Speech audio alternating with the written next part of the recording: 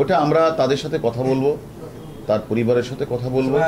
গতকাল একটা কথা বলেছিলেন যে তাদেরকেও জিজ্ঞাসা করা হচ্ছে, কারণ তাদের সাথে কয়েকজনের ফোন আলাপ হয়েছিল, সেই কথাটি আপনি বলেছিলেন। হ্যাঁ, এখন পর্যন্ত যেহেতু সে আমাদের কাছে আছে নিরাপত্তার স্বার্থে, তারপরেও আমরা তাদেরকে বিভিন্ন বিষয় তো কথাবার্তা হচ্ছে যে আপনারা এই সুন্দর একটা আন্দোলন করছিলেন ঢাকা বিশ্ববিদ্যালয়ে, আর সেই আন্দোলনের মধ্যে আপনাদের কারা কারা আপনাদের সাথে যোগাযোগ করেছিল, কারা কারা আপনাদের কাছে আপনাদেরকে বিভিন্নভাবে উস্কানি দিয়েছিল, এটা আমরা জানতে চেয়েছি। তারা কিছু নাম্বারও আমাদের বলেছে, নামও দিয়েছে।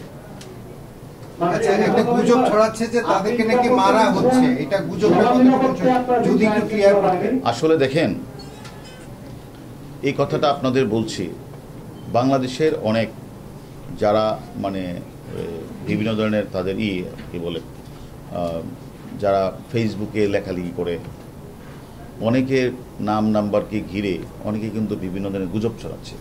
এটা আপনারা লক্ষ্য, যে আমি বাংলাদেশ থেকে পালিয়ে গেছি, এই গুজবও দেখছেন আপনি না?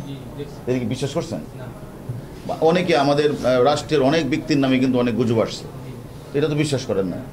তাহলে এটাও বিশ্বাস করার কোনো কারণ নাই যে আমরা সিকিউরিটির স্বার্থে যাদেরকে আমরা এনেছি তাদের নিয়ে যদি কেউ গুজব ছড়ায়, সেটা আপনারা বিশ্বাস করবেন না।